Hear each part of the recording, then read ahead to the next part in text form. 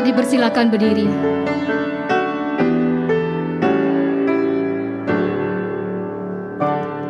Shalom umat Allah yang terkasih, di tengah kondisi yang menggentarkan seperti saat ini, Tuhan sekali lagi memberikan kepada kita suatu kesempatan untuk bersekutu dengannya, beribadah kepadanya. Karena itu ibadah ini kita mulai dengan suatu keyakinan bahwa pertolongan kita adalah di dalam nama Tuhan yang menjadikan langit dan bumi. Turunlah kiranya atas kita sekalian anugerah dan damai sejahtera daripada Allah Bapa dan Tuhan kita Yesus Kristus. Saudara-saudara, dalam hidup kita ini melewati apa yang dinamakan suka dan duka. Tetapi bagi orang percaya, kita bukan sekedar melewati kehidupan yang penuh suka dan duka, tetapi kita juga memiliki hidup yang bermakna. Hidup kita adalah suatu proses dituntun menuju ke kota Allah yang indah, menuju Sion. Hai umat kepunyaan Allah, umat yang dikasihinya, marilah kita datang menghadap kepadanya, memuji dan memuliakan namanya. Yang cinta pada Tuhan, datanglah. Yang cinta padanya, datang bersoraklah. Sehati memuji Dia, sehati memuji Dia, menghadap tatanya, menuju ke Sion tempat yang indah kami, menuju Sion, indah kota Allah. Yang belum kenal Tuhan, berdiamlah engkau. Namun semua anaknya memuji kasihnya, menuju ke Sion tempat yang indah kami, menuju Sion, indah kota Allah.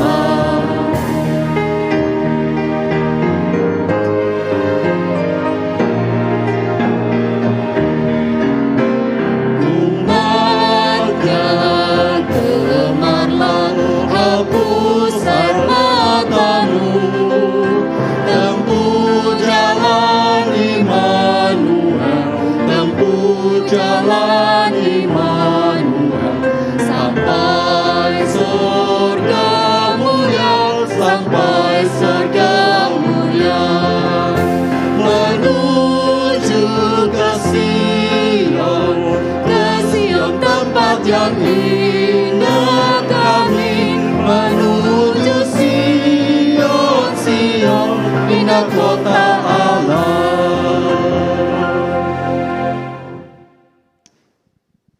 Ya Allah yang kami sembah, Allah yang telah menciptakan kami, dan Allah yang telah menyelamatkan kami. Dalam hidup ini Tuhan, berbagai suka dan duka kami lewati. Tetapi kami bersyukur, karena kami melewatinya bersama dengan Engkau, dan Engkaulah yang menuntun hidup kami, menuju kota yang indah, bertemu muka dengan Engkau. Dan di sana Tuhan, kami akan memuji dan memuliakan nama-Mu, berhadapan dengan Engkau. Namun dalam hidup ini, tolonglah kami yang masih hidup di dunia, agar dalam kehidupan ini, kami bisa tetap memuji dan memuliakan nama-Mu. Pakailah hidup kami ini menjadi puji-pujian yang indah di hadapan-Mu, sehingga orang lain pun tahu bahwa Engkau adalah Allah kami. Engkau adalah Allah yang mengasihi kami, dan kami ini adalah milik kepunyaan-Mu. Biarlah ibadah ini Tuhan hanya memuliakan nama-Mu. Hanya di dalam nama Tuhan Yesus kami berdoa. Amin. Dipersilakan duduk kembali. Saudara, ada saatnya saya pernah merasakan tidak siap untuk melayani Tuhan. karena merasa diri ini tidak layak, telah berdosa di hadapan Tuhan. Dan kalau boleh, saya ingin melewatkan kesempatan pelayanan itu. Bagi saya, Tuhan terlalu meresupkan dirinya untuk memilih saya dalam melayaninya. Tuhan mau sakit hati kepada saya menerima itu dengan memilih saya. Namun saudara, saya merasa Tuhan tidak lelah untuk menyatakan kasih-Nya kepada saya. Dan anugerah-Nya diberikan kepada saya orang yang berdosa ini. Seperti pujian, hanyalah darahnya Yesus yang menjadi him bulan ini yang mengingatkan kepada kita. Ada darah Yesus yang kudus, yang tercurah untuk kita, menghapus dosa kita, mengampuni kita, dan membenarkan kita di hadapan Allah. Hanyalah darahnya Yesus.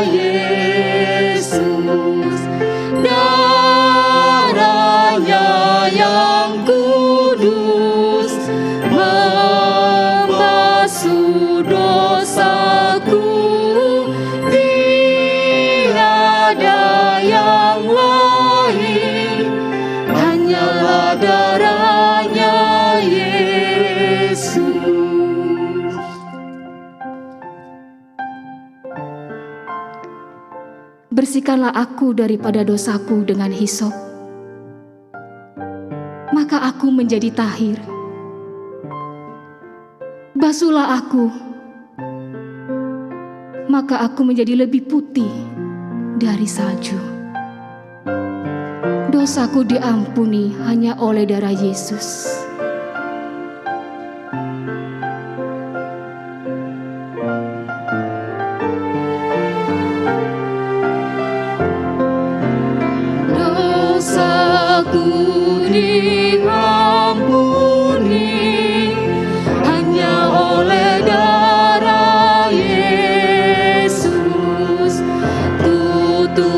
Dan perbuatanku hanyalah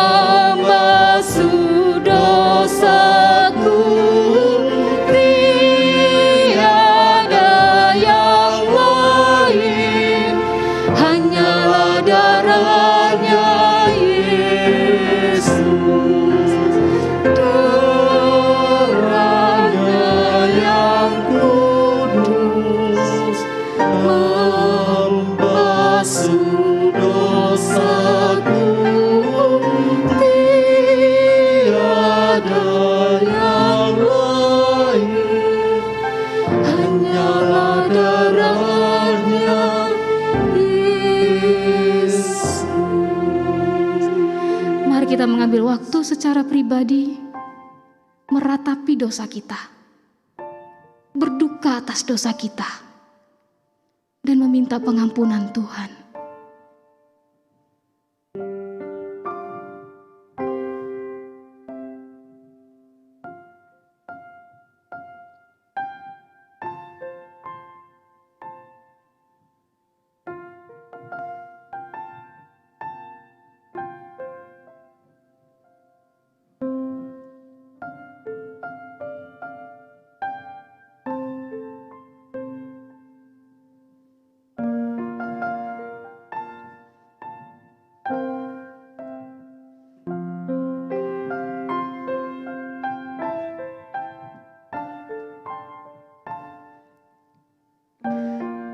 Tuhan yang Maha Suci, Tuhan yang Maha Kudus, saat ini kami datang di hadapan-Mu.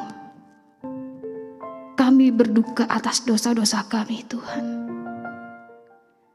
Betapa diri kami ini tidak layak di hadapan-Mu. Meskipun kami mengaku sebagai orang Kristen, orang yang percaya, tetapi Tuhan, kami masih melakukan dosa yang tidak berkenan di hadapan-Mu.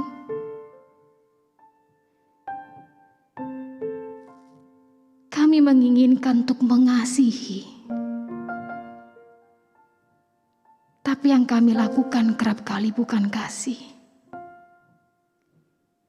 Kami ingin melayani dengan kesungguhan hati kami untuk kepentingan Kristus, sehati, sepikir melayani Engkau dalam kasih. Tapi tak terelakkan, kami melayani untuk motivasi diri kami sendiri, untuk kepentingan diri kami sendiri, mencari puji-pujian, pengakuan dari orang lain untuk diri kami sendiri. Betapa kami berdosa di hadapan-Mu, Tuhan. Betapa kami tidak layak di hadapan-Mu. Tidak pantas, Tuhan. Kami menerima panggilan-Mu, menerima pekerjaan yang mulia itu. Tetapi Engkau adalah Allah yang penuh kasih. Tak henti-hentinya Engkau menyatakan anugerah kasih-Mu kepada kami. Dan meyakinkan kami bahwa Engkau mengasihi kami. Darah Kristus telah tercurah untuk mengampuni kami, menghapus dosa kami, dan memberikan kami pembenaran di hadapan-Mu, ya Allah. Karena itu saat ini kami datang hanya kepadamu mengakui dosa kami, memohon belas kasih-Mu. Ampunilah kami, kasihanilah kami orang yang berdosa ini. Terima kasih Tuhan. Kami panjatkan doa pengakuan dosa kami ini hanya ke dalam nama Tuhan Yesus Kristus, Juru Selamat dan Pentara kami. Amin. Saudara, Tuhan memberikan kita jaminan pengampunannya. Firman-Nya mengatakan di dalam Yohanes 10 ayat 28, "Dan aku memberikan hidup yang kekal kepada mereka, dan mereka pasti tidak akan binasa sampai selama-lamanya, dan seorang pun tidak akan merebut mereka dari tanganku." Saya undang saudara untuk berdiri. Dengan sehati kita akan mengikrarkan pengakuan iman kita seturut dengan pengakuan iman rasuli. Aku percaya kepada Allah, Bapa yang Maha Kuasa, Khalik langit dan bumi, dan kepada Yesus Kristus anaknya yang tunggal Tuhan kita, yang dikandung dari Roh Kudus, lahir di Maria, yang menderita sengsara di bawah pemerintahan Pontius Pilatus, disalibkan, mati dan dikuburkan, turun ke dalam kerajaan maut. Pada hari yang ketiga, bangkit pula dari antara orang mati, naik ke surga, duduk di sebelah kanan Allah, Bapa yang Maha Kuasa. Dan dari sana Ia akan datang untuk menghakimi orang yang hidup dan yang mati. Aku percaya kepada Roh Kudus, gereja yang kudus dan am, persekutuan orang kudus, pengampunan dosa, kebangkitan tubuh, dan hidup yang kekal. Amin. Dipersilakan duduk kembali. Mari mempersiapkan diri untuk mendengarkan firman Tuhan, membawa hati kita sebagai seorang hamba yang mau mendengarkan dan menaati suara Tuhan. Hati sebagai hamba.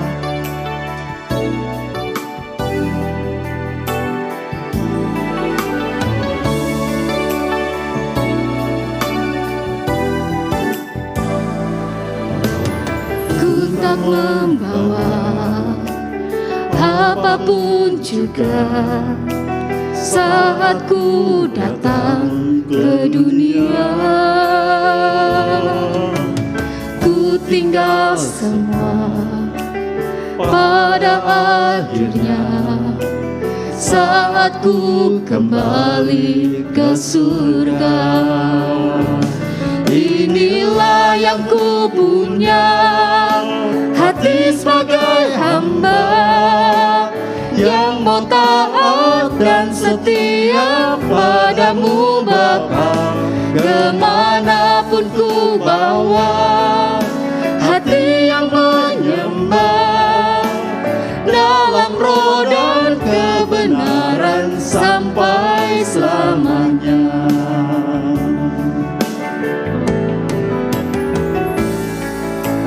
Ku tak membawa apapun juga saat ku datang ke dunia.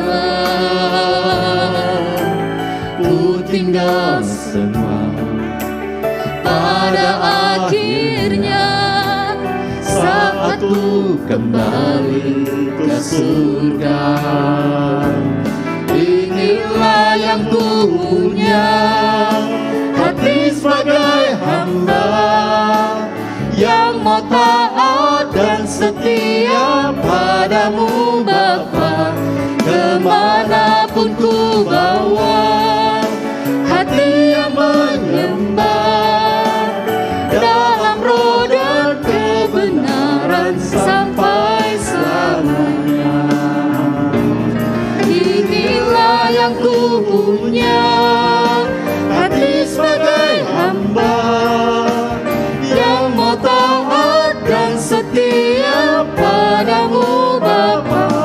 Kemanapun ku bawa, hati yang menyembah dalam roh dan kebenaran sampai selamanya. Kita berdoa bersama-sama. Kami sungguh menyadari hidup kami adalah hidup yang singkat, hidup yang sangat sementara. Terlebih ketika hari-hari ini kami berhadapan dengan realitas penyebaran virus COVID-19 yang begitu cepat. Dan bahkan di sekeliling hidup kami berhadapan dengan realitas orang-orang yang kami kenal, orang-orang yang dekat dengan kami, orang-orang yang kami sayangi yang secara mendadak mereka terkena COVID. Bahkan ada di antara mereka yang harus berhadapan dengan kematian. Oh Tuhan, hamba sungguh berdoa biarlah di tengah-tengah situasi seperti ini kami hanya diingatkan hidup kami yang sangat singkat ini. Dan biarlah selama waktu masih siang, selama waktu kehidupan masih ada, kami boleh sungguh hidup lebih berkenan di hadapan Engkau. Kami boleh lebih memakai hidup dengan benar. Sehingga Tuhan, hamba sungguh berdoa ketika waktu Tuhan tiba bagi setiap kami, entah kapan itu terjadi, kami boleh didapati Tuhan sebagai hamba-hamba yang berkenan di hadapan Engkau. Kami boleh didapati Tuhan sebagai hamba yang setia, hamba yang baik. Karena itu Tuhan terus berikan kami hati yang benar, hati yang tertuju kepada Engkau.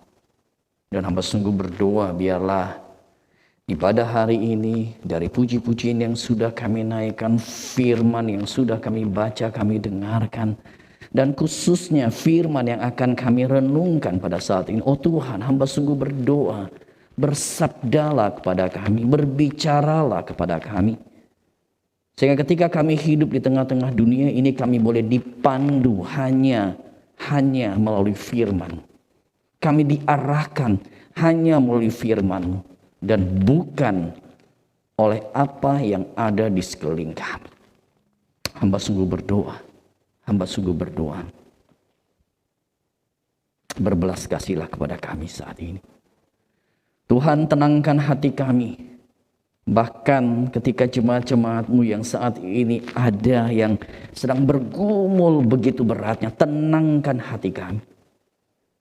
Seperti Engkau meneduhkan topan badai, teduhkan hati kami. Dan biarlah hanya firman-Mu, firman yang hidup, yang berbicara kepada kami. Dan pakailah hamba-Mu ya Tuhan. Sehingga berita yang dinyatakan dalam mimbar pada saat ini adalah berita Tuhan, suara Tuhan. Yang akan menuntun hidup kami ini. Berkatilah Tuhan. Berkatilah Tuhan. Hanya di dalam nama Tuhan Yesus kami berdoa. Amin. Jemaat yang dikasihi Tuhan, kita akan bersama-sama buka Alkitab kita. Kita akan melihat dari Injil Matius ya. Injil Matius pasal yang kelima ayat yang keempat. Kita akan melanjutkan pembahasan kita berkaitan dengan khotbah di bukit ya. Dan hari ini kita masuk di dalam ucapan bahagia yang kedua, yaitu yang dicatat dalam Matius pasal yang kelima. Matius pasal yang kelima ayat yang keempat. Demikian bunyi firman Tuhan. Berbahagialah orang yang berduka cita, karena mereka akan dihibur. Berbahagialah orang yang berduka cita, karena mereka akan dihibur. Saudara-saudara, ketika berbicara mengenai ucapan bahagia yang kedua, yaitu kalimat yang tadi saya bacakan, berbahagialah orang yang berduka cita karena mereka akan dihibur. Saudara-saudara, maka kita berhadapan dengan satu ucapan bahagia yang seakan-akan kontras, agak kontradiktif di situ. Jadi Saudara, Yesus berkata berbahagialah, tetapi pada saat yang sama dikatakan berbahagialah mereka yang berduka. Berbahagialah mereka yang berduka. Nah saudara, ketika berbicara mengenai kata berbahagia dan kata duka, berbahagia dengan kata kesedihan, berbahagia dengan kata ratapan, maka saudara, dua kata ini adalah dua kata yang sebenarnya saling kontras satu sama lain. Boleh dapat PowerPoint? Apa bisa? Oke, that's okay.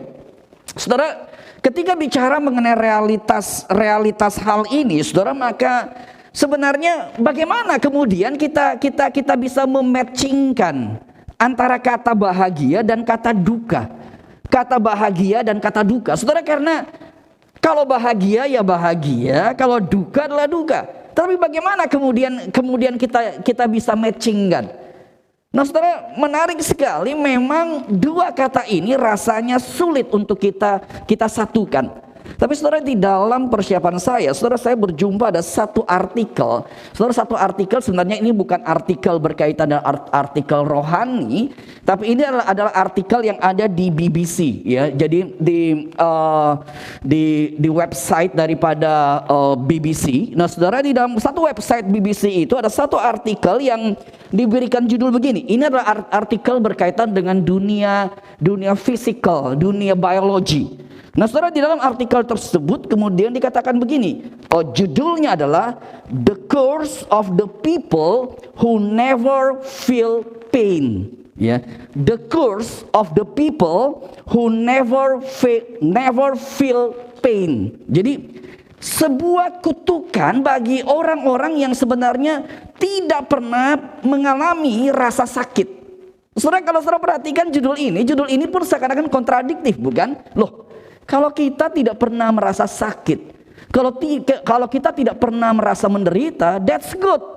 Itu hal yang baik.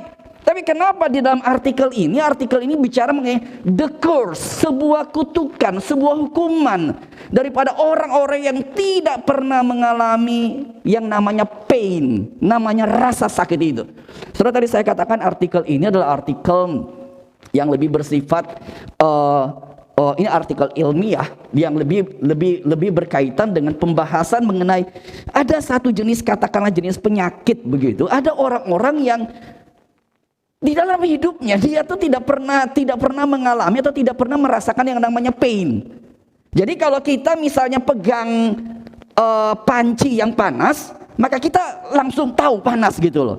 Atau setrika panas begitu. Nah, ada orang-orang tertentu yang ini salah satu jenis penyakit sebenarnya. Dia pegang panas itu dia gak berasa. Oh, tangannya udah melepuh dia gak berasa. Jadi sensor sakit itu gak ada. Nah, sehingga artikel ini bicara mengenai the curse, sebuah kutukan bagi orang yang tidak pernah merasakan sakit begitu. Ya, jadi artikelnya adalah artikel yang seperti ini. Ya, jadi ya ini artikelnya. Nah, saudara, di dalam artikel ini, wait a minute. Mestinya artikel yang satu ini.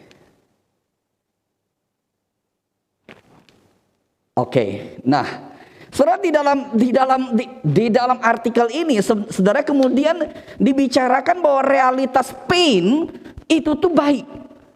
Karena realitas pain itu menjadi satu warning, satu sistem tubuh yang memberikan satu warning, ada bahaya yang lebih gede. Jadi rasa sakit adalah hal yang baik. Saudara, menarik ini. Ini bukan artikel rohani, tapi ini adalah satu artikel yang memang memberikan sebuah penelitian. Jangan kemudian merasa pain dengan goodness itu tidak bisa matching. Karena pain dalam sisi tertentu memberikan sebuah warning, sebuah peringatan. Nah, saudara, ketika membaca tulisan ini dan kemudian ketika memikirkan kalimat daripada Yesus, berbahagialah mereka yang berduka cita karena mereka akan dihibur oleh Allah, maka saya lihat di sini kita punya sebuah celah untuk melihat ternyata duka cita itu atau realitas hal yang tidak mengenakan itu bisa menjadi atau ada possibility berkaitan dengan satu hal yang kita perlu pikirkan lebih dalam. Pain itu menjadi sebuah warning, sebuah peringatan membuat kita harus pikirkan lebih dalam. Apa yang menjadi berita daripada pain tersebut? Apa yang menjadi berita daripada suffering tersebut? Apa yang menjadi berita daripada segala masalah yang harus manusia dengar? Saudara, dan itulah sebenarnya khotbah di bukit, ucapan bahagia yang kedua, mendapatkan arti yang sesungguhnya. Saudara, dan saya setuju dengan Thomas Aquinas. Saudara, Thomas Aquinas dia kemudian berbicara bahwa ucapan bahagia yang kedua ini, second beatitude ini, adalah satu ucapan bahagia yang menjadi satu gift of piety. Satu anugerah, satu karunia yang menuntun kita kepada sebuah kesalehan, hidup yang lebih kudus. Kalau kita memahami dengan baik. Saudara, itulah sebabnya tema hari ini saya mengambil tema adalah the gift of mourning. Jadi sebuah anugerah, sebuah karunia daripada kedukaan yang sebenarnya yang harus kita miliki sebagai orang Kristen. Saudara, dan ingat di dalam ketika bicara mengenai ucapan bahagia, ketika bicara mengenai ucapan bahagia, 2 minggu lalu saya memberikan penegasan. Ucapan bahagia dan khotbah di bukit itu diberikan untuk menjadi sebuah rekonstruksi. Jadi kita itu dikonstruksi kembali. Apa artinya menjadi orang Kristen? Jadi menjadi orang Kristen kita harus punya satu kehidupan yang berbeda. Kita seperti, saya memberikan gambaran di situ Notre Dame Church yang hancur dan perlu dibangun kembali. Itulah hidup saudara dan saya. Saudara, dan khotbah di bukit yang kedua ini, ucapan bahagia yang kedua ini, apa yang kemudian kita bisa pelajari? Nah, saudara, saya ingin mengajak kita melihat di dalam 2 aspek besar daripada apa apa sebenarnya makna daripada duka cita? Apa makna daripada tangisan? Nah saudara, hal yang pertama saya ingin kita melihat secara luas terlebih dahulu, yaitu kita bicara mengenai tangisan kedukaan itu dalam konteks iman Kristen. Baru kita melihat secara spesifik tangisan dan kedukaan itu dalam khotbah di bukit. Saudara, ini prinsip secara general dulu. Nah saudara, ketika bicara mengenai tangisan dan kedukaan, saudara, kerap kali di dalam kehidupan kita berpikir begini. Tangisan dan kedukaan itu sesuatu yang kayaknya nggak matching dengan iman. Kalau orang beriman kan mestinya kita nggak boleh berduka. Kalau orang beriman kan kita mestinya nggak perlu menangis. Kita kan selalu adalah orang-orang yang penuh sukacita. Jadi ada kelompok atau orang tertentu, orang Kristen yang berpikir tangisan kedukaan ini kurang biblical, ini nggak alkitabiah, ini kurang iman, ini bertentangan dengan iman. Saudara, apakah benar demikian? Saudara, jawabannya pasti tidak. Karena sederhana, kalau saudara melihat dalam kitab Mazmur misalnya, saudara, kitab Mazmur adalah sebuah kitab yang mencatat ekspresi iman, ekspresi ibadah. Nah kalau kita melihat kemudian di dalam kitab Mazmur yang sebagai ekspresi iman, sebagai ekspresi ibadah, maka kita berjumpa dengan ada bagian kelompok daripada Mazmur. Dikelompokkan, ada Mazmur yang disebut sebagai Psalms of Lament, ya, Psalms of Lament, sebuah Mazmur ratapan. Di situ kita berjumpa dengan orang-orang percaya yang berkata, "How long, oh Lord? Berapa lama lagi saya harus menderita? Berapa lama lagi orang yang saya kasihi mengalami masalah? Berapa lama lagi?" Mungkin hari-hari ini kita berteriak, "Tuhan, sudah 1 tahun lebih realitas COVID ini. How long, oh Lord?" Saudara boleh berteriak seperti itu. Dan saudara nggak perlu khawatir, "Waduh, kayaknya apa gua kurang iman?" No, itu bukan berarti saudara kurang iman. Tidak. Iman adalah iman juga berjalan di tengah-tengah kedukaan dan tangisan. Saudara, dan itulah sebabnya kalau saudara perhatikan di dalam kitab Mazmur, saudara akan mendapati bahkan Psalms of Lament ini ada kurang lebih 1/3 daripada seluruh kitab Mazmur. Saudara, ini angka yang besar sekali. 1/3 daripada Mazmur adalah Mazmur of Psalms of Lament, Mazmur ratapan, Mazmur tangisan, Mazmur kedukaan. Saudara, dan itulah sebabnya Martin Luther mencoba menyoroti Psalms of Lament ini, dan dia berkata ini satu kejujuran, kesungguhan daripada orang-orang kudus, orang-orang percaya di dalam menyatakan iman mereka, menyatakan ketakutan mereka, menyatakan kepedihan mereka, menyatakan penderitaan mereka. Ini satu hal yang sangat jujur. Saudara, tetapi Martin Luther kemudian berkata begini, kalau kita melihat di dalam Mazmur ini, beberapa kata yang penting di situ adalah misalnya dia berkata ini ada dinamika antara fear and hope di dalam Psalms of Lament tadi.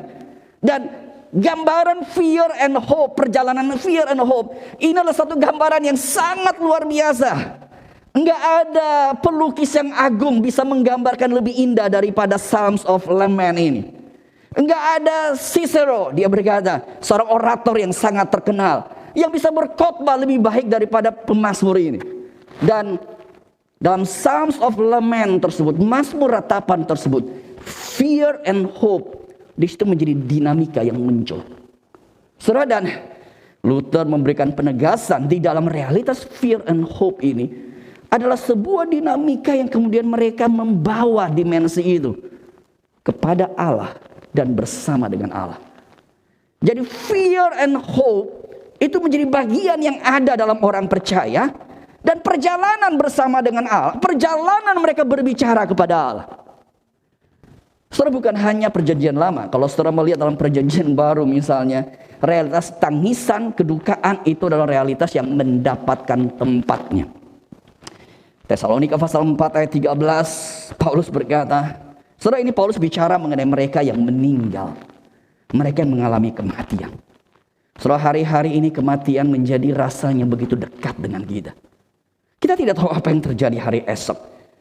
Tapi 1 Tesalonika 4 ayat 13, Paulus berkata, selanjutnya kami tidak mau, saudara-saudara, engkau yang masih hidup ini, bahwa kamu tidak mengetahui bahwa kamu tidak mengetahui tentang mereka yang meninggal, supaya kamu jangan berduka cita seperti orang-orang lain yang tidak mempunyai pengharapan. Saudara, sekali lagi dalam ayat ini kita melihat jelas duka cita itu adalah oke. Ada ruang, ada tempat untuk kita menangis, untuk kita berduka cita. Tetapi dalam 1 Tesalonika 4:13 juga berbicara mengenai jangan berduka cita sebagai orang yang tidak berpengharapan. Saudara, fear and hope itulah menjadi dinamika daripada tangisan dan kedukaan dalam iman. Ketika bicara mengenai konsep biblikal secara menyeluruh, boleh tidak orang Kristen menangis, boleh tidak orang Kristen berduka, boleh tidak orang Kristen khawatir, boleh tidak orang Kristen takut? Jawabannya boleh. Karena Psalms of Lament berbicara mengenai itu, Mazmur Ratapan bicara mengenai itu, 1 Tesalonika bicara mengenai itu, dan ada bagian Alkitab yang lain. Tetapi tangisan dan kedukaan di dalam iman bukan sekedar sebuah realitas fear, ketakutan, tapi dinamika fear and hope. Saudara, ini yang saya rasa kita mesti dengar hari-hari ini. Saya sangat khawatir kita menyebut diri orang Kristen, tapi dinamika hidup kita hanya fear, khawatir, cemas. Saudara, kalau saudara tanya Pak Tommy, ketika mendengar realita, membaca realita, apa yang terjadi 2 minggu terakhir ini, khawatir tidak? Jawabannya ya, saya juga khawatir. Bahkan saya berinteraksi dengan beragam orang, harus kontak mereka, mengetahui pergumulan-pergumulan mereka. Saya cuma pikir, Tuhan, how long, oh Lord? Tetapi, saya tidak pernah membiarkan hidup hanya fear. Ada fear?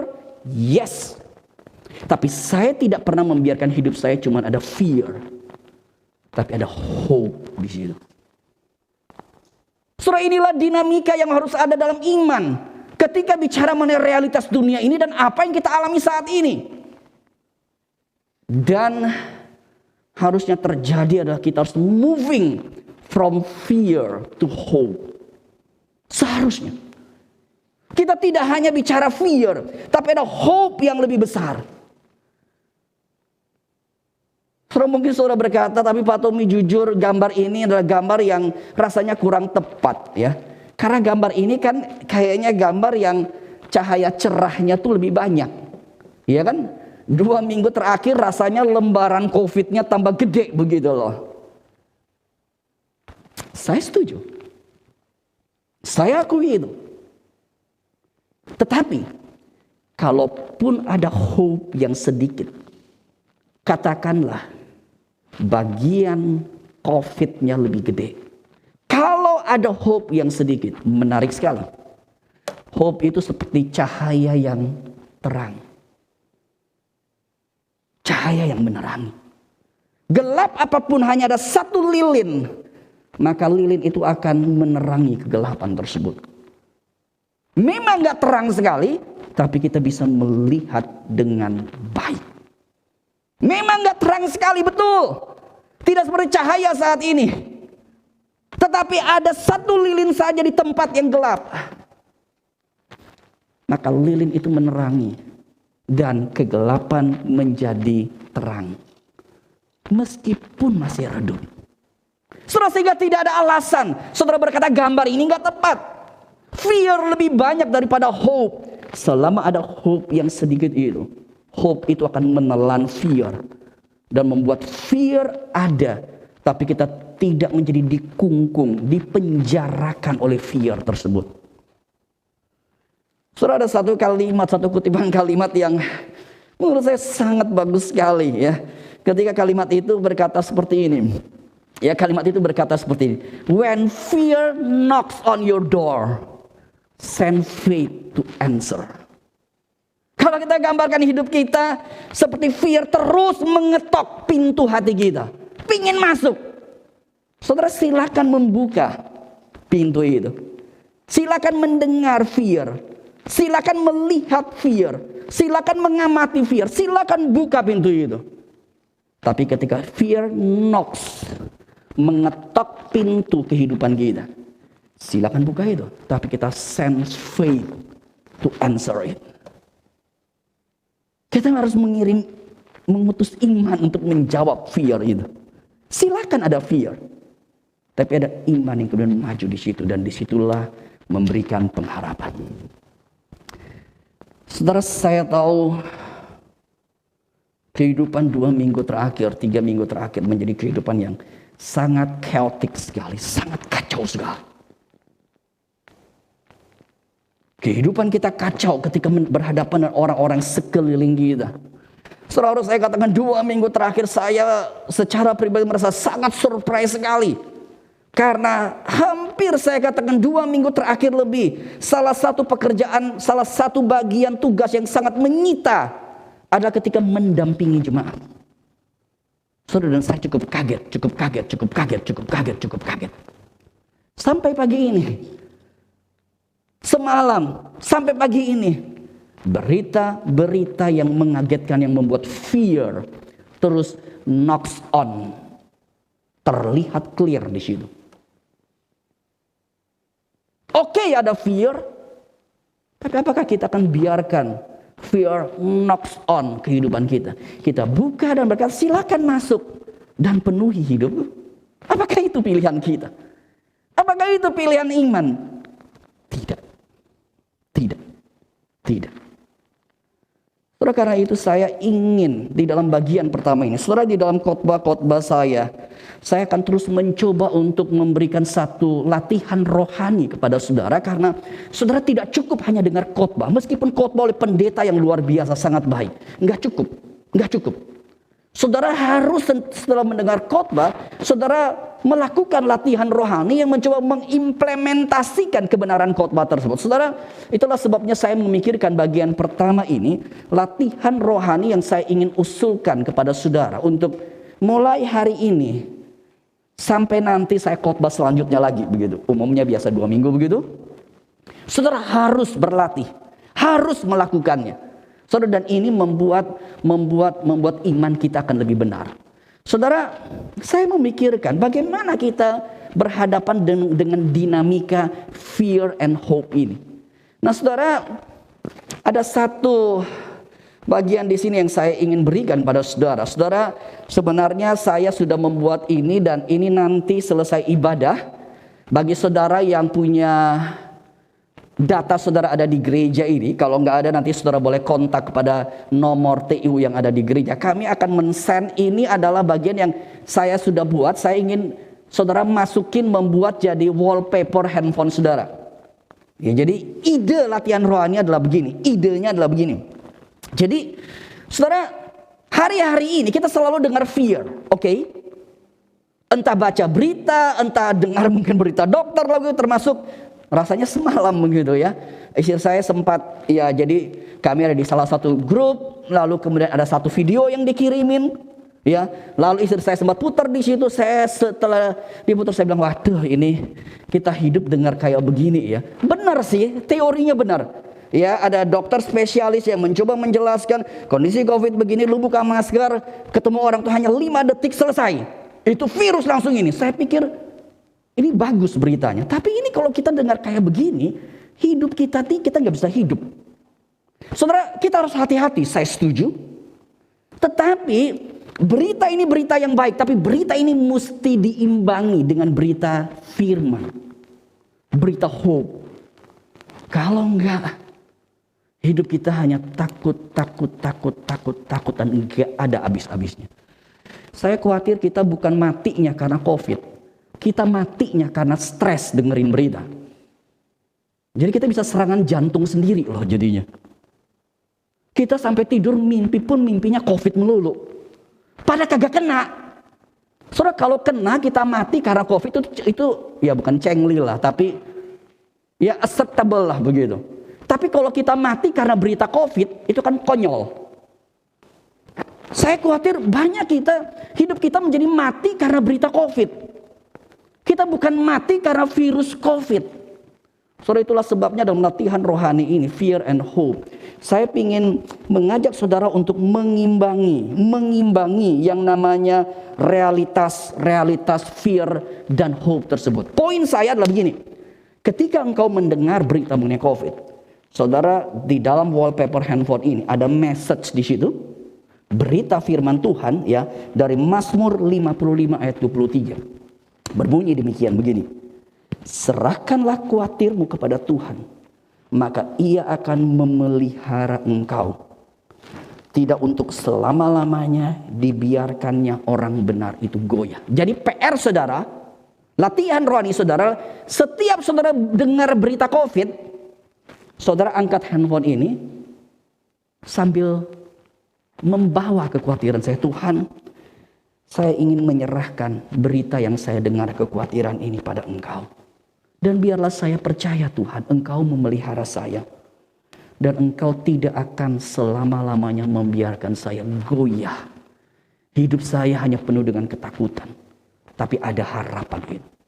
Saudara, setiap kali engkau mendengar berita mengenai COVID, engkau mendengar berita mengenai fear, engkau harus mengimbangi dengan faith di dalam firman Tuhan yang mendatangkan hope.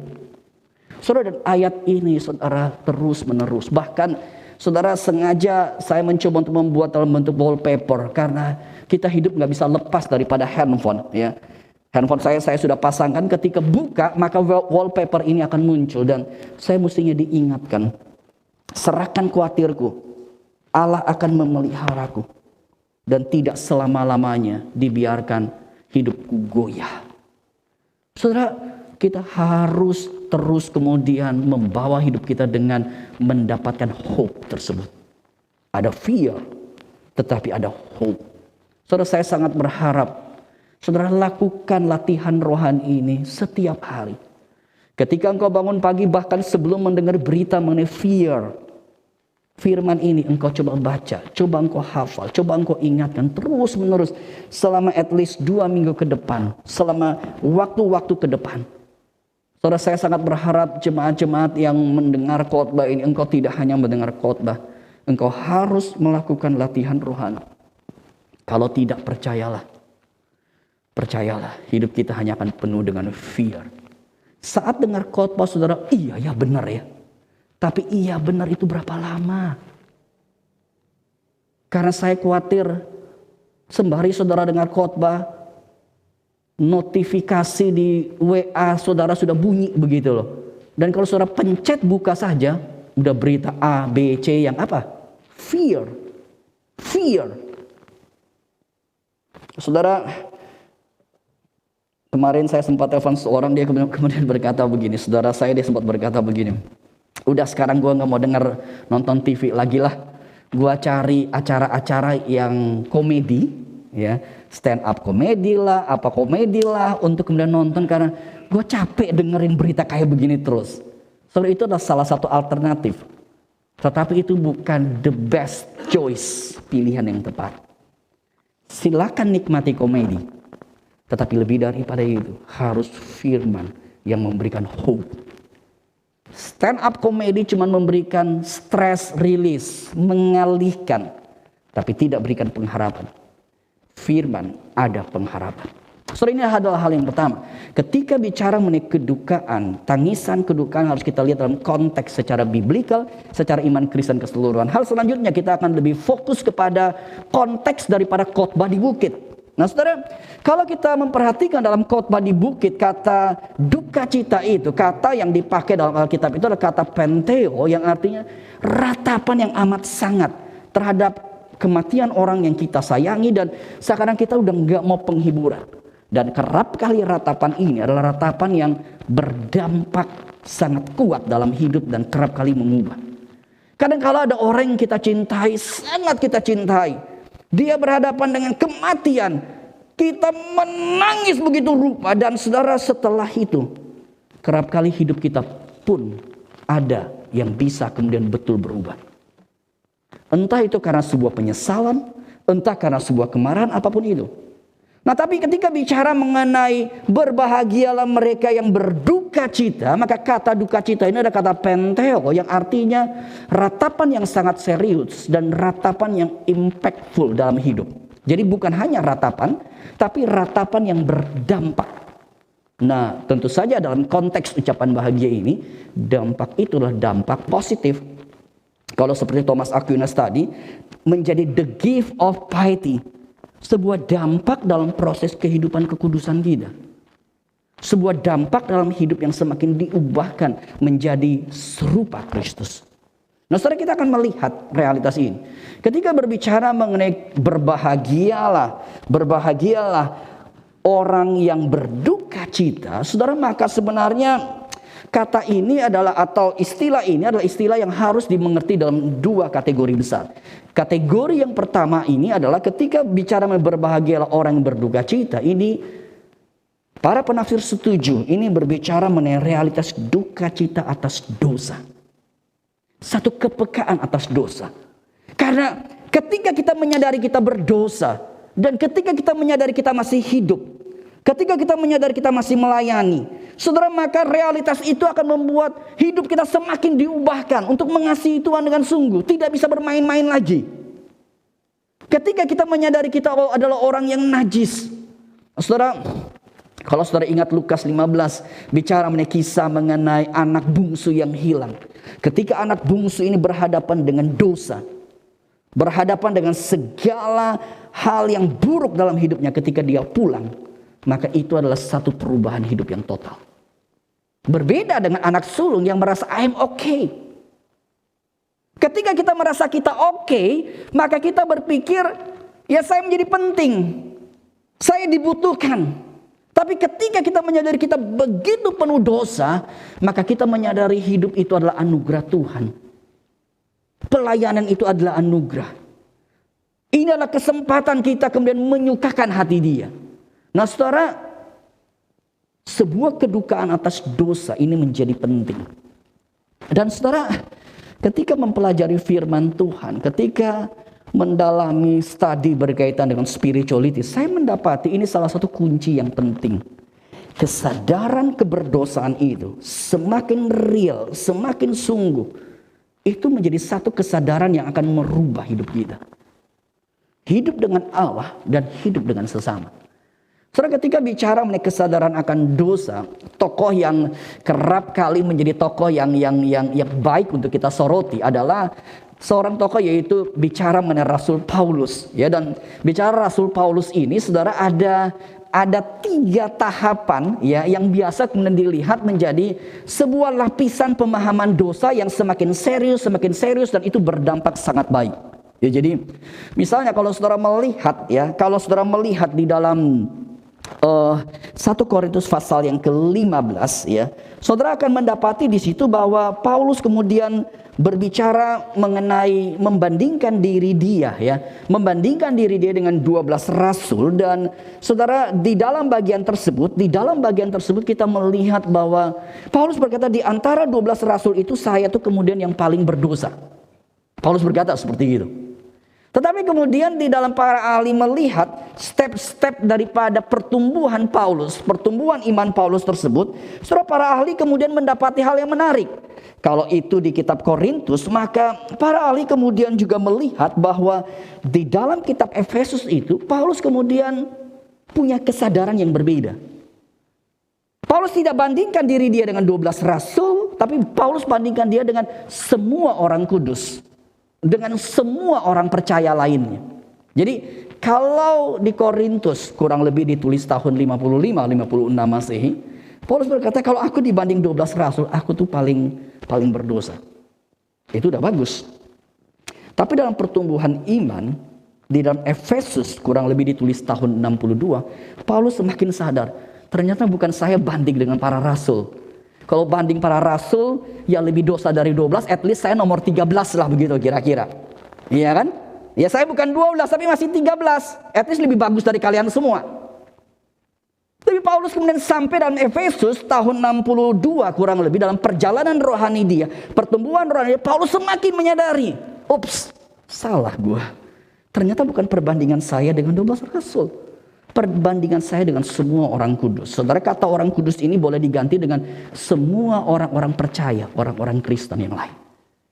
Bukan orang kudus, the saints yang ada ada lingkaran halo itu, bukan ya. Kata kudus di sini adalah merujuk kepada setiap orang-orang percaya, orang-orang Kristen. Paulus berkata, di antara aku sama orang Kristen, aku yang paling berdosa.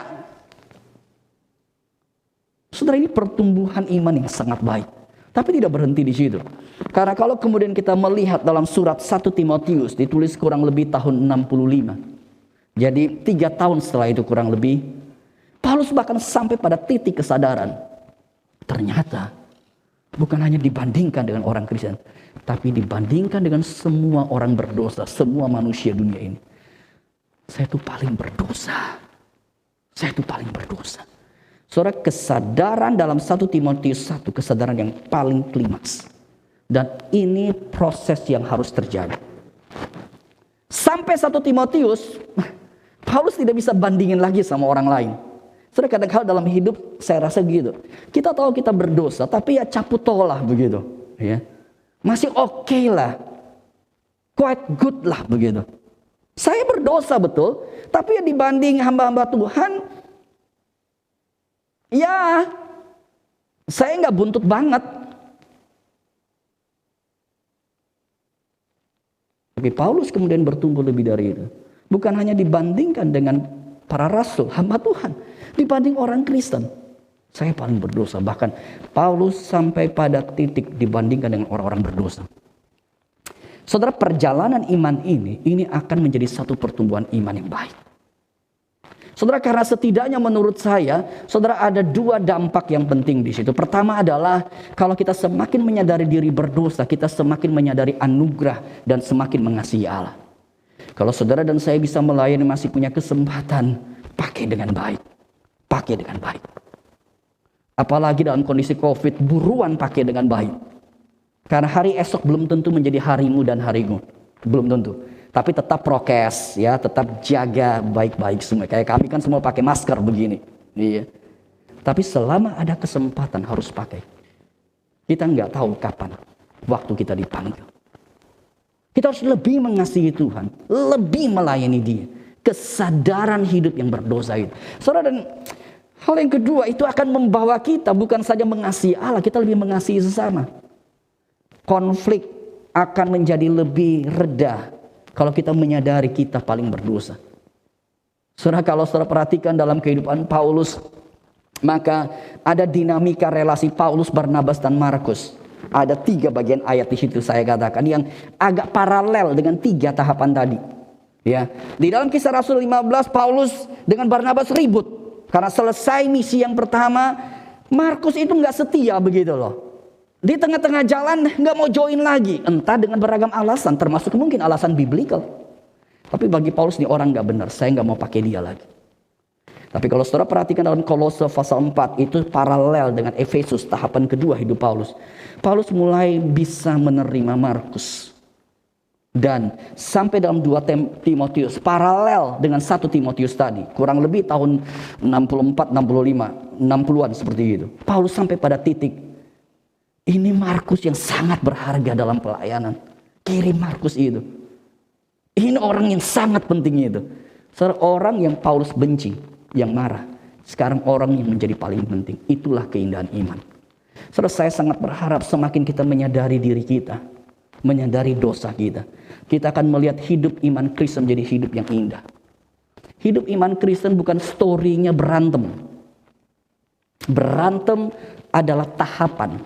Tapi tahapan berantem harus diakhiri dengan tahapan kamu penting, kamu berharga di mata Tuhan. Dan itulah sebenarnya kehidupan keluarga juga. Ketika kita menikah, kenapa harus seiman? Karena ketika seiman kita ada dalam sebuah konsep yang benar, masih ribut, masih masalah, betul. Tetapi kita akan berjalan bertumbuh kalau semua kita, baik suami, baik istri, anggota keluarga, kita hidup dalam pertumbuhan iman, kita akan semakin menyadari engkau berharga. Meskipun engkau punya kelemahan. Saudara, itu keindahan daripada kisah Paulus, Barnabas, dan Markus. Saudara, inilah tangisan kedukaan atas dosa. Ini penting untuk perjalanan iman kita. Tapi bicara mengenai berbahagialah orang yang berduka cita, bukan saja menangis atas dosa, tapi bagian yang kedua yang terakhir yaitu bicara mengenai satu tangisan akan dunia. Satu communal grief, kedukaan komunal. bukan personal grief. Saudara, apa maksudnya communal grief ini? Tangisan kedukaan atas dunia. Saudara, ada dua aspek yang saya ingin ajak kita melihat secara cepat. Saudara, yang pertama, aspek pertama berkaitan dengan penafsiran daripada Agustinus, Bapak gereja kita. Saudara, dia berkata bahwa kedukaan, berbahagialah orang yang berduka cita, dia kaitkan dengan sebuah perasaan duka ketika kita melihat dunia zaman saat ini yang menyodorkan satu pleasure, satu joy, membombardir orang-orang Kristen. Saudara, kenapa Agustinus berkata seperti ini? Karena Agustinus mendapati banyak orang menyebut diri Kristen, dan Agustinus juga kita tahu dia adalah orang yang sangat dalam background hidup sebelum sungguh-sungguh percaya. Dia tuh sangat hidup bergelimang dengan dosa. Ya, meskipun mamanya Monica sudah membawa dia kepada Tuhan, mendoakan dia, tapi Agustinus masa mudanya pakai hidupnya penuh dengan dosa, main perempuan sana sini dan sebagainya dan sebagainya. Saudara, dan Agustinus mendapati joy yang ditawarkan dunia ini masalah serius. Dan banyak orang Kristen, kita sebut Kristen tapi kita menikmati joy dunia ini. Saudara, Agustinus itu berkata bahwa ini menjadi satu bagian yang problem. Bagaimana mungkin orang percaya masih fokus pada kesenangan dunia? Yang harusnya terjadi Kristus yang utama, bukan dunia yang pertama. Tetapi ketika kita hanya minggu ke gereja, lalu kita hidup menikmati kesenangan dunia apapun itu, saudara, ini menjadi satu bagian yang problem menurut Agustinus. Saudara, seharusnya terjadi seperti Paulus misalnya, kemudian berkata dalam Filipi pasal 3 7 sampai 8. Paulus berkata, yang dulu keuntungan itu sebenarnya bagiku sekarang rugi karena Kristus. Bahkan semua itu seperti sampah. Nah, poin Agustinus di sini adalah dia berbicara mengenai menjadi orang Kristen. Kita harus berduka melihat kesenangan ditawarkan pada kita dan kita menikmati tawaran itu. Kesenangan ditawarkan pada gereja, pada orang Kristen, dan orang Kristen kebanyakan menikmati itu. Saudara, tapi ketika merenungi bagian ini, saya berpikir setidaknya masa 1 tahun lebih terakhir ini, ya, kita agak terhindar dari dosa yang satu ini, kedukaan ini. Karena kita melalui COVID-19 kita disadarkan ternyata yang namanya pleasure selama ini, ya, sekarang menjadi lebih problem, ya. Kita apalagi hari-hari ini, ya, kita kayaknya maunya di rumah aja melulu, ya. Pleasure itu nggak jadi pleasure lagi karena kita adalah masa abnormal. Thanks God untuk COVID, karena COVID membuat masalah yang satu ini kita at least nggak punya ruang untuk melakukannya. Kita nggak bisa hang out, kumpul-kumpul, menikmati segala dunia ini. Oh, saya bukan berkata hang out salah, ya, bukan. Saya bicara mengenai hang out yang nggak benar. Ya. Ada orang yang pergi kehidupan gak benar, gemerlap dunia ini yang ancur-ancuran. COVID membuat nuansa pleasure itu kita direm. Tetapi saya cuma mau ingatkan, kalau kita bisa melewati masa pandemi ini, jangan kembali pada hidup seperti kayaknya selama ini saya nggak bisa memuaskan kedagingan saya, kesenangan dunia. Sekarang kesempatan bebas. Nggak ada COVID lagi. Mau ke naik klub silakan. Mau ke segala kesenangan dunia yang diberikan jor-joran itu. Udah 1 tahun lebih saya nggak bisa melakukan semua kenikmatan dunia. Sekarang kesempatannya. Jangan lakukan begitu. Jangan lakukan begitu. Bukan itu jalan yang Tuhan mau. Bukan itu jalan yang Tuhan mau. Saudara, tetapi bicara mengenai tangisan kedukaan atas dunia bukan saja untuk joy, tapi juga hal yang kedua di sini adalah berkaitan dengan segala perjalanan dunia yang penuh dengan penderitaan itu, penuh dengan permasalahan itu, atau kondisi COVID seperti sekarang. Jadi dunia itu menawarkan 2 possibility yang membuat kita harus menangis. Pertama adalah joy, tapi yang kedua adalah misery, berkaitan dengan painful, berkaitan dengan suffering. Kita harus menangisi dua-duanya. Kita harus menangisi dua-duanya. Kita harus berduka atas dua-duanya. Saudara, ketika berhadapan dengan hidup yang tidak adil, bencana, sakit penyakit, penderitaan, dan beragam hal, termasuk masa-masa ini kita harus menangisi. Tuhan, mengapa semua ini harus terjadi?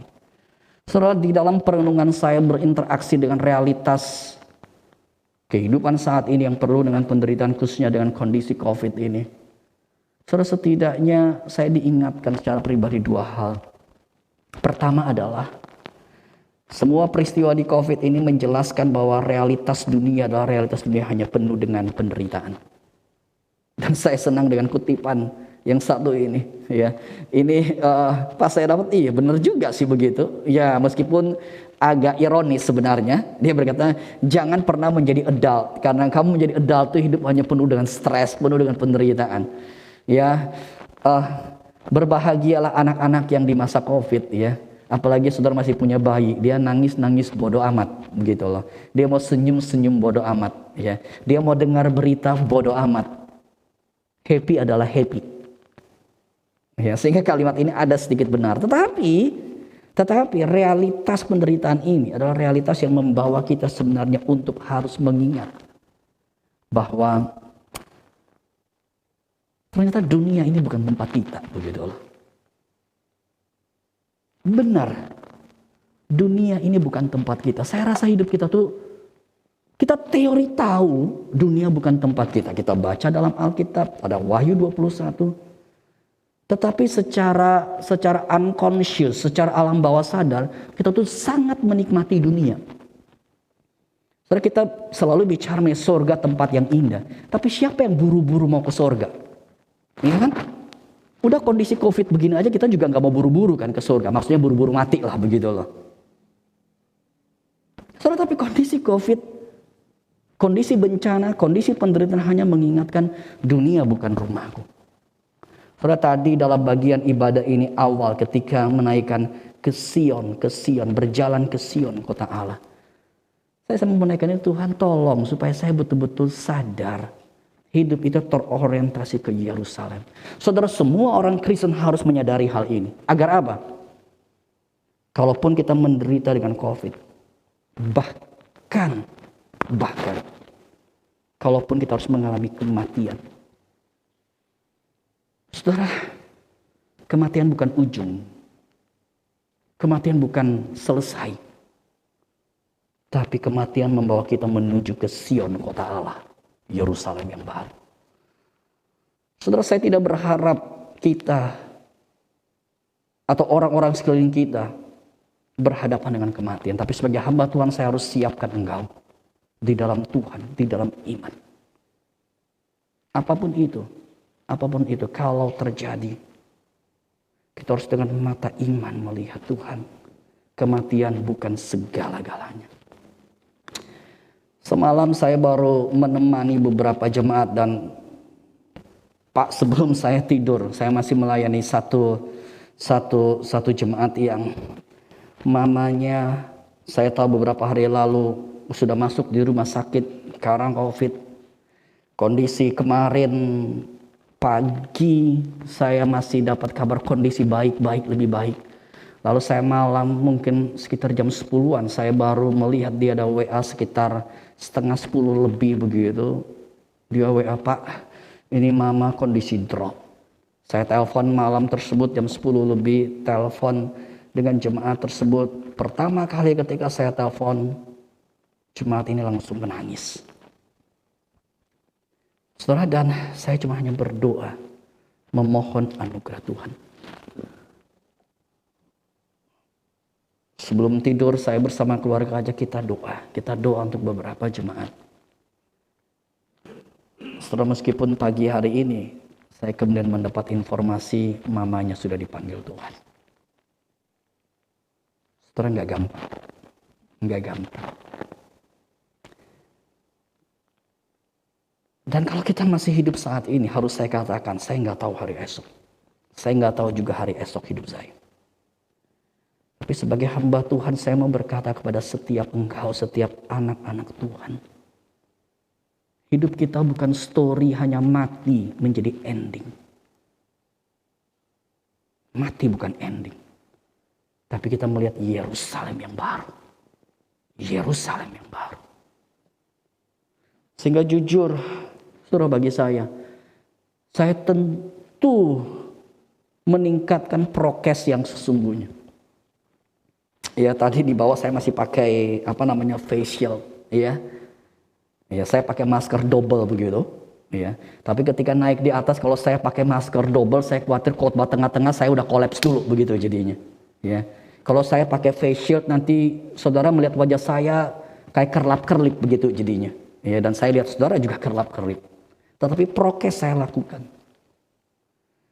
Tapi harus saya katakan, kalau kita sudah lakukan prokes, dan kalau waktu Tuhan itu tiba, silakan berduka cita seperti Paulus katakan dalam Tesalonika, tapi jangan seperti orang yang tidak punya pengharapan.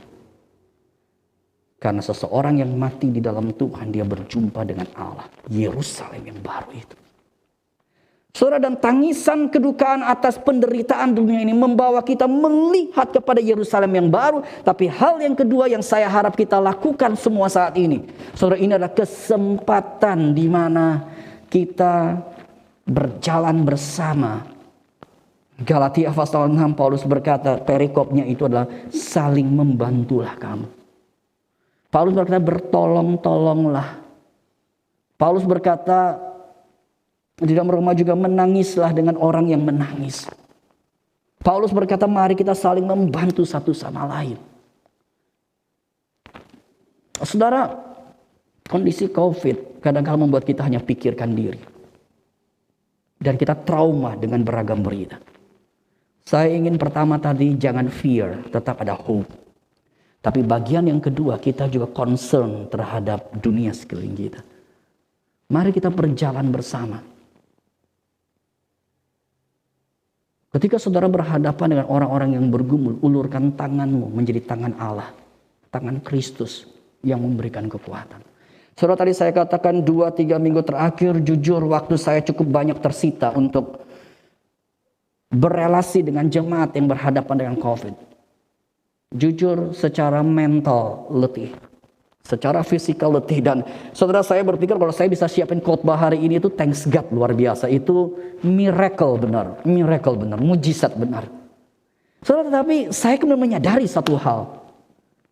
Ketika berinteraksi dengan jemaat, saudara, karena saya berupaya jemaat yang terkena COVID, saya bukan sekedar sekali telepon, tapi berkali-kali dalam beberapa hari saya coba call lagi, mendoakan, mengupdate dan sebagainya. Dan saudara, minggu-minggu pertama masih sedikit, tapi minggu kedua ini tambah banyak. Sehingga itu kalau saya 2-3 hari harus call, itu berarti, dan call itu kan mesti takes time untuk mereka. Saudara, berat betul, tetapi harus saya katakan, ada sukacita yang sangat luar biasa. Dan harus saya katakan, istri saya sempat kata, lu gak capek ya begitu. Setelah harus saya katakan, serius kagak? Ya capek juga sih, betul. Ya. Tapi ada sebuah sukacita karena bisa menjadi tangan Kristus menopang setiap jemaat. Dan bukan saja saya menjadi tangan Kristus bagi mereka. Tapi ketika menelpon mereka, saya banyak diajar oleh Tuhan, dididik oleh Tuhan. Dibukakan mengenai perjalanan iman tersebut. Saudara, itulah sebabnya saya hendak mengakhiri khotbah saya ini kalau memungkinkan. Tadi ada latihan rohani yang pertama, spiritual exercise yang pertama. Kalau boleh saudara juga lakukan spiritual exercise yang kedua. Ya, ini berkaitan bagian yang kedua. Latihan rohani ini saya katakan berdoa bagi orang-orang sekeliling, berdoa bagi dunia. Saudara, ketika engkau membaca berita atau engkau mendengar kabar si A, si B terkena COVID, saya men-challenge saudara tidak hanya dengar, tidak hanya cerita ke pasanganmu, tapi ambil waktu berdoa. Minimal berikan 1-2 menit. Kalau saudara dengar misalnya si A terkena COVID, jangan sekedar cuma cari informasi mengapa, bagaimana, obatnya apa, dan seterusnya. Itu baik. Tapi pakai kesempatan juga sebagai undangan Tuhan untuk mendoakan orang tersebut. Atau bahkan saudara menelpon mereka. Saudara, harus saya katakan pelayanan 2 minggu terakhir ketika menelpon jemaat, saya mendapati itu adalah satu pelayanan yang sangat indah.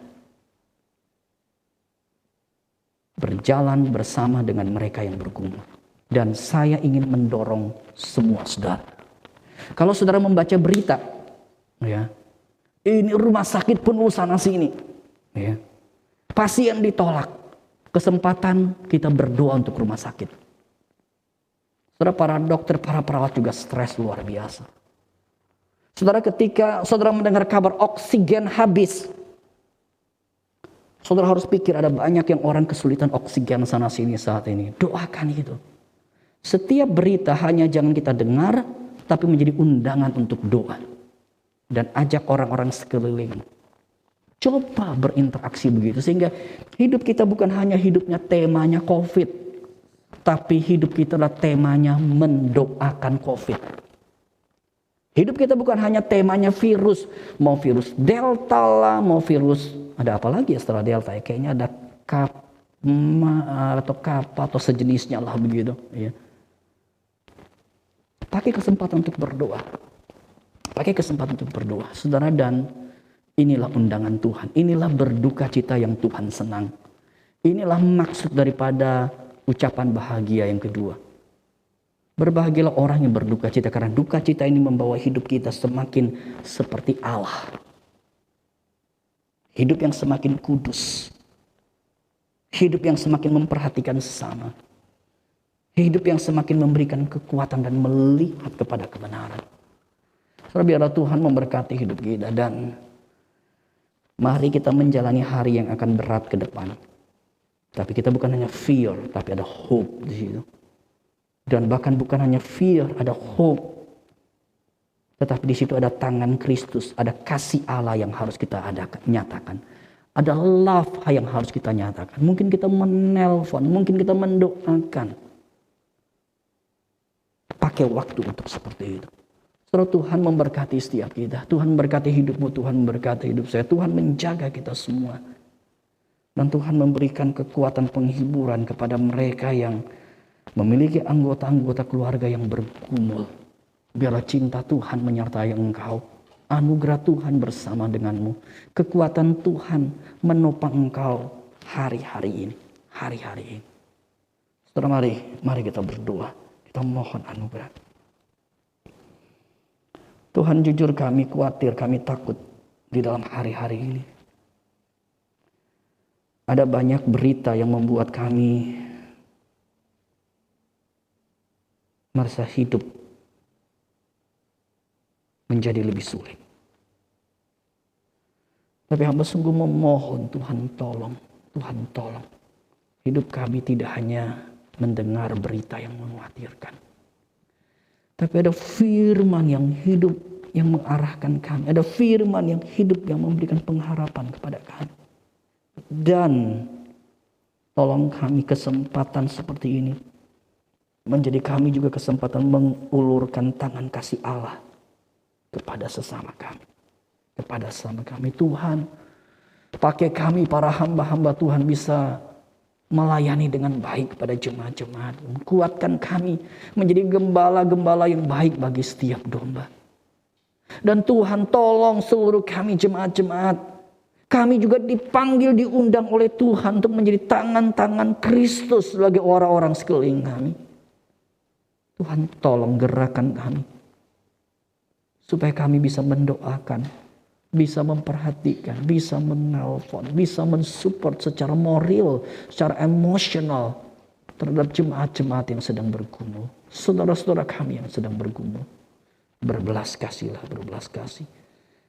Karena bagus berdoa mereka yang berbeban berat dengan realitas COVID saat ini. Ada anggota keluarga kami yang terkena COVID. Hamba berdoa minta belas kasihan-Mu, belas kasihan-Mu. Tolonglah Tuhan, tolonglah. Dengarlah doa kami, dengarlah permohonan kami. Dan kalau dalam ibadah ini kami juga akan menerima perjamuan sesaat lagi. Bawa mata hati kami untuk melihat pada Kristus. Dan bukan hanya kepada dunia ini. Dan kalau Engkau sudah mati bagi kami. Engkau sudah menganggap kami berharga, sangat berharga. Bagaimana mungkin kami menyerahkan hidup kami kembali kepada segala ketakutan dunia ini? Tolonglah Tuhan, berkatilah kami. Berkati roti dan anggur yang akan kami terima. Hanya di dalam nama Tuhan Yesus kami berdoa. Amin.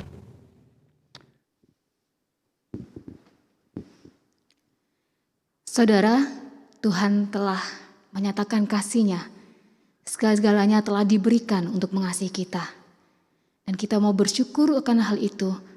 Dan sebagai salah satu ekspresi kasih kita kepada Tuhan, kita akan memberikan persembahan. Persembahan bisa diberikan melalui transfer maupun juga melalui scan QR yang ada. Dan dalam menjalankan persembahan ini, kita akan diiringi oleh pujian oleh adik Vicky yang menyanyikan Indah Pada Waktunya.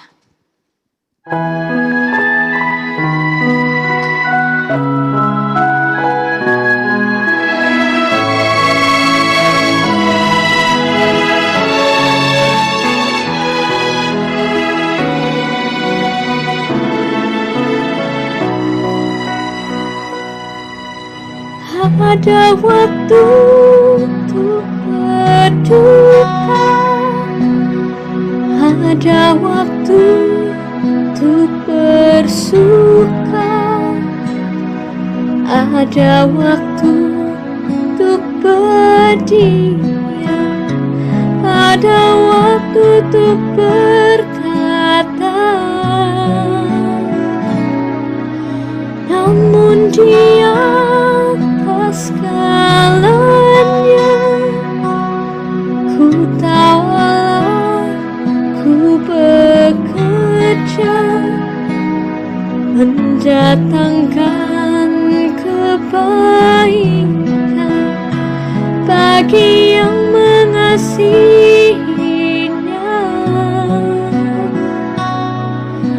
Di saat yang ku alami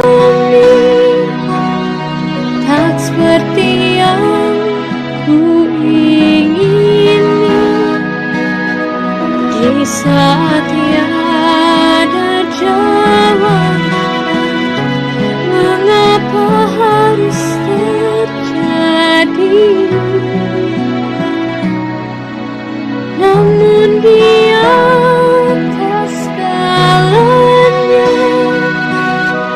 ku tahulah ku bekerja mendatangkan kebaikan bagi yang mengasihinya.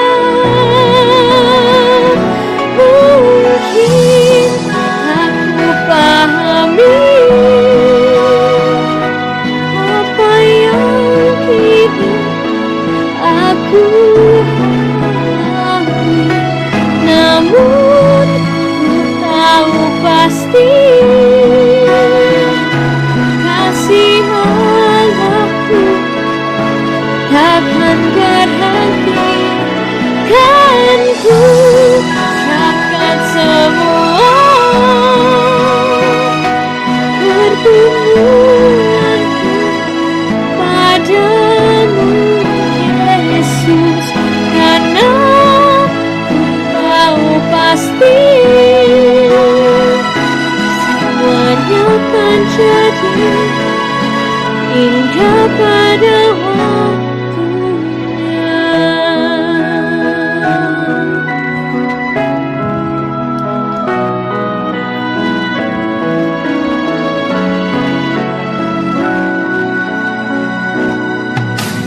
Di saat yang ku alami tak seperti yang ku ingini,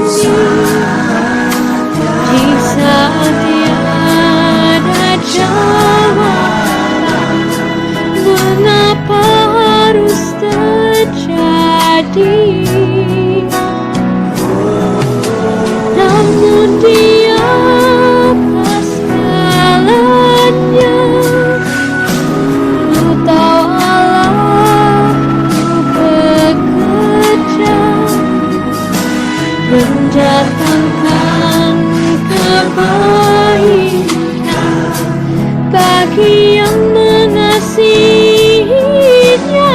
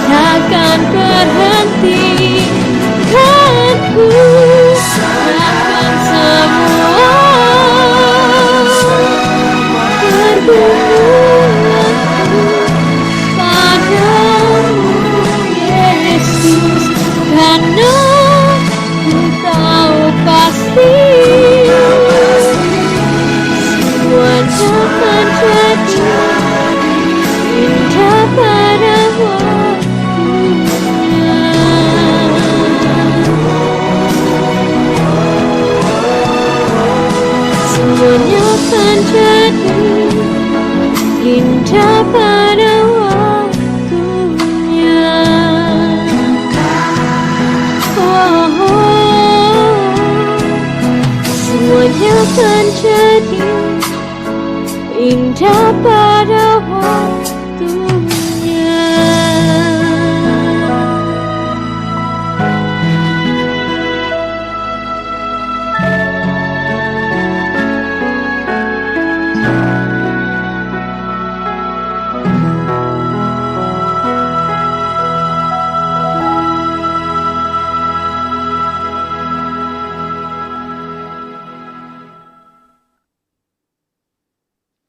Mari berdoa menyerahkan persembahan kita ke hadapan Tuhan.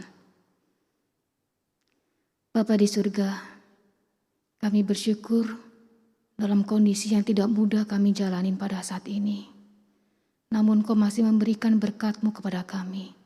Dan kami juga diberi kesempatan Tuhan untuk memberikan apa yang kami punya untuk kami persembahkan kepadamu. Tuhan, pada masa-masa ini kami pun juga boleh belajar untuk memberikan persembahan bukan dari kelimpahan kami, bukan dari kuat dan gagah kami, tetapi memberikan dari kemiskinan kami, dari kekurangan kami, dengan kesadaran bahwa Engkaulah Allah yang mempunyai segala sesuatu, dan yang kami berikan adalah kepunyaan-Mu juga Tuhan. Dan juga dengan kesadaran bahwa kami ini sesungguhnya tidak mampu memberikan apa yang ada dan memberi kami ini dengan kasih kepadamu. Namun Engkaulah yang menolong kami, menopang kami untuk dimampukan memberikan persembahan kepada Engkau. Dan biarlah berkat yang sudah Kau nyatakan pada kami dan kami nikmati, tidak kami puaskan untuk diri kami sendiri, tapi ingatkanlah kami Tuhan untuk berbagi dengan sesama kami. Dan kami Kau pakai menjadi saluran berkat bagi orang lain. Terima kasih Tuhan, kami menyerahkan persembahan kami ini hanya ke dalam tangan-Mu saja. Hanya di dalam nama Putra-Mu yang kudus, Juru Selamat kami memberikan persembahan ini. Amin. Selanjutnya warta akan disampaikan oleh Musa Tommy.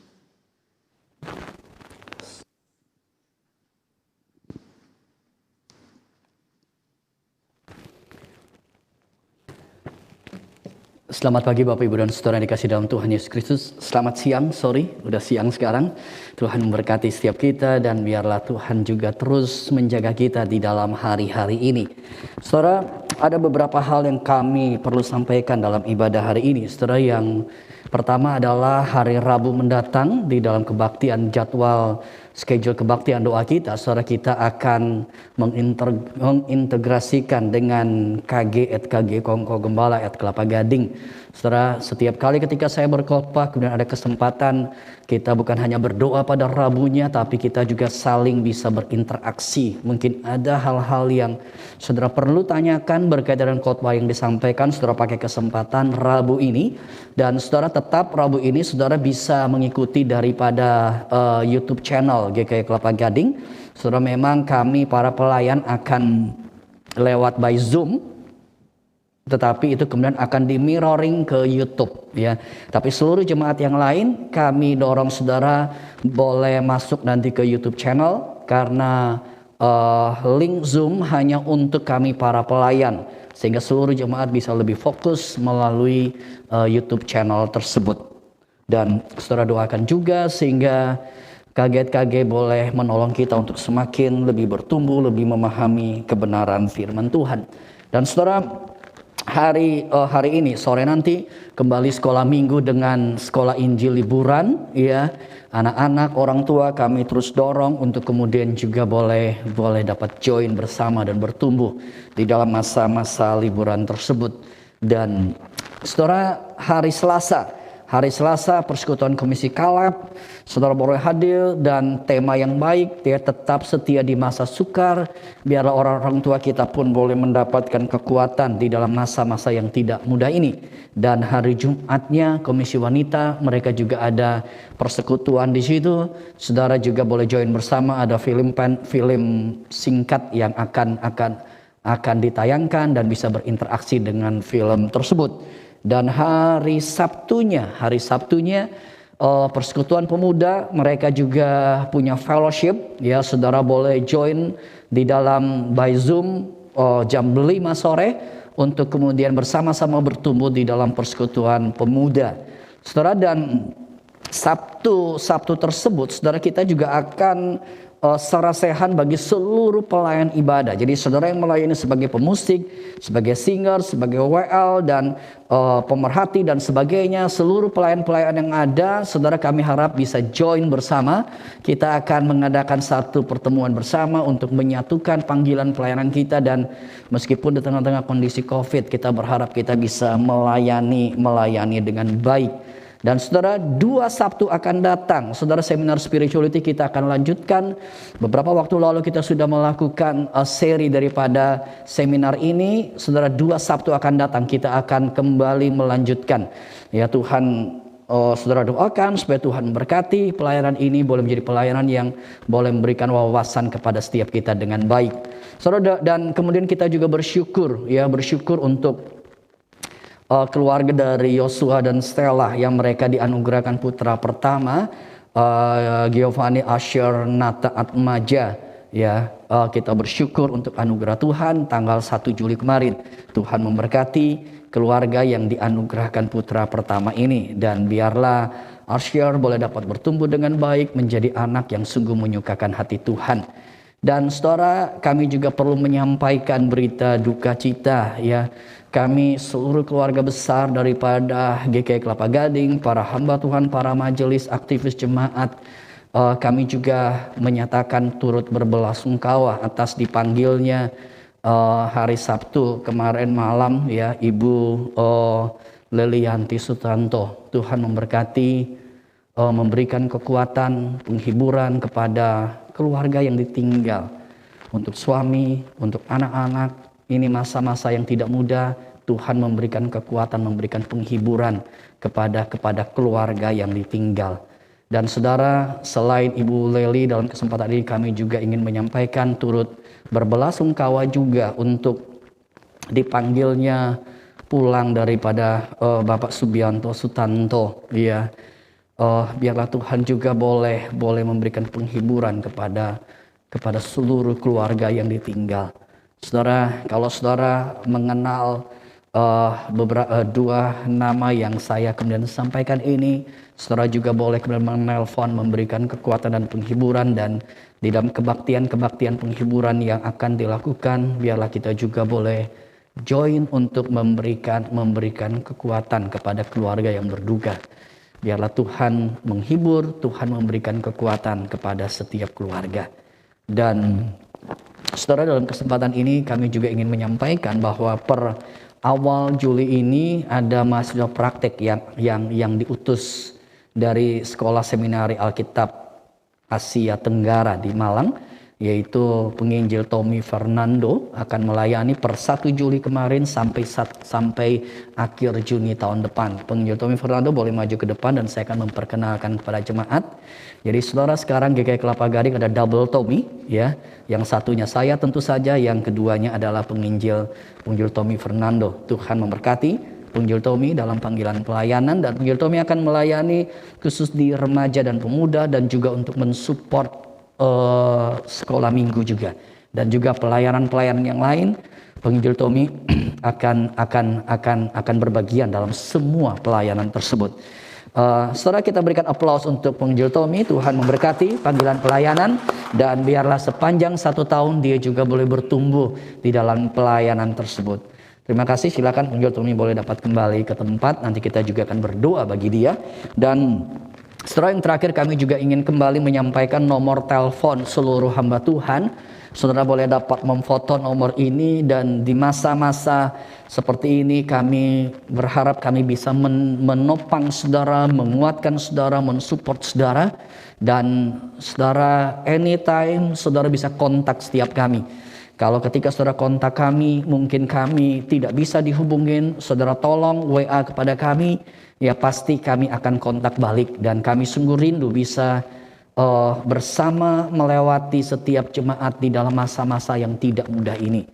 Ya, dan Tuhan juga menguatkan para hamba Tuhan di dalam panggilan pelayanan, di mana kita harus bersama-sama melewati masa yang berat ini. Tuhan memberkati setiap kita. Dan saudara, saya juga mendorong saudara, biarlah dalam masa-masa khususnya mulai besok Oh ya, berkaitan dengan besok para staf gereja sesuai anjuran daripada pemerintah juga memang work from home ya, tetapi kami standby untuk mensupport saudara. Kalau saudara membutuhkan silakan kontak setiap kami ya, kontak setiap kami, dan saudara juga boleh stay safe, menjaga kesehatan dengan baik di dalam hari-hari ini, dan Tuhan sungguh memberkati melindungi setiap kita.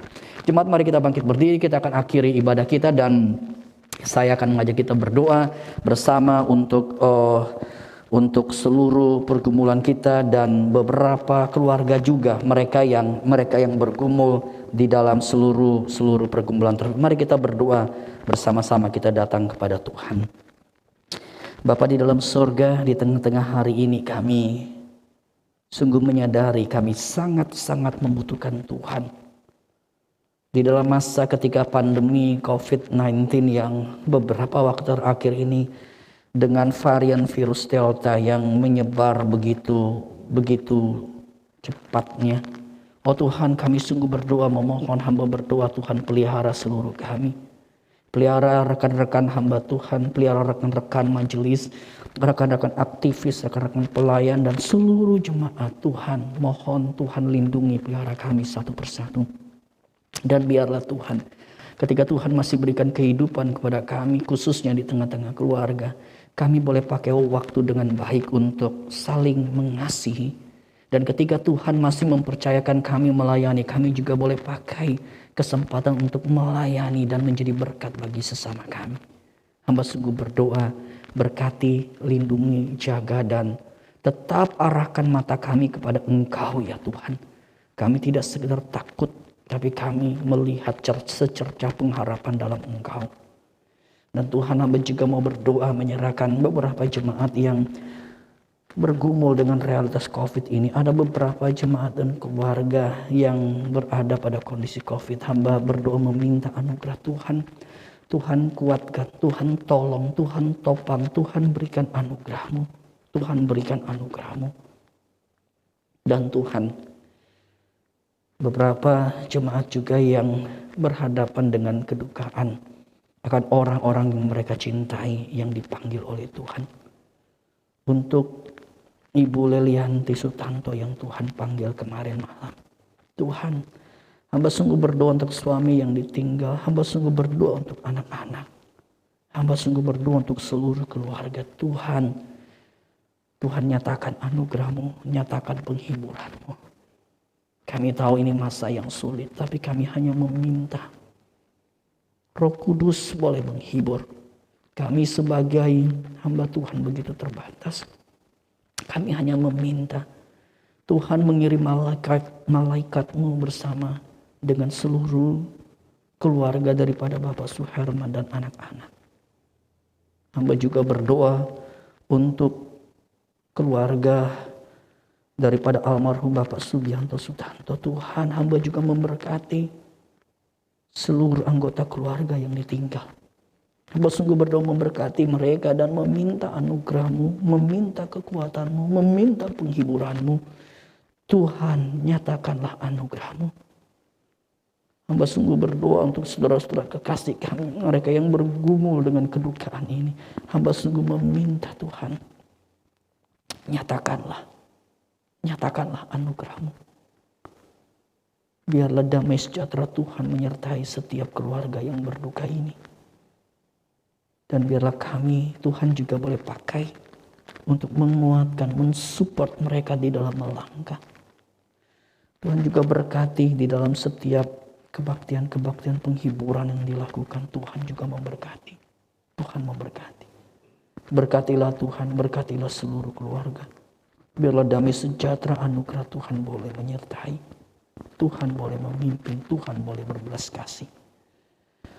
Kami berterima kasih untuk ibadah hari ini, dan Tuhan, hamba berdoa, Tuhan yang menjaga bangsa dan negara kami, setiap gereja, setiap orang percaya, setiap warga negara Indonesia dan dunia ini. Mohon belas kasihan Tuhan, mohon anugerah Tuhan. Berbelas kasihlah kepada kami semua. Kami sungguh serahkan seluruh doa-doa kami kepada Engkau. Dengarlah doa-doa kami ya Tuhan. dengarlah permohonan kami. Hanya di dalam nama Tuhan Yesus kami berdoa. Amin. Doksologi. Puji Allah Bapa Putra, puji Allah Roh Kudus, ketiganya yang esa. Pohon selamat sumber berkat.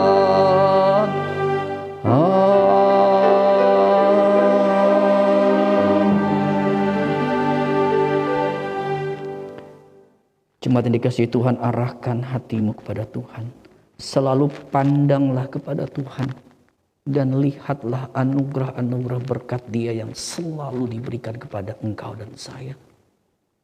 Biarlah berkat daripada Allah Tritunggal, kasih daripada Allah Bapa, anugerah dari Tuhan Yesus, serta penyertaan, bimbingan daripada Allah Roh Kudus, berkat Allah Tritunggal turun atas hidupmu masing-masing, menyertai engkau satu persatu. Sehingga dalam hari-hari ke depan di mana kita tidak tahu apa yang akan terjadi, tapi hanya kuasa Tuhan, berkat Tuhan yang menundungi hidupmu, yang menaungi hidupmu. Berkat Allah Tritunggal itu turun atas hidupmu dan hidupku. Mulai saat ini sampai kita berjumpa muka dengan Kristus, bahkan sampai selama-lamanya. Amin.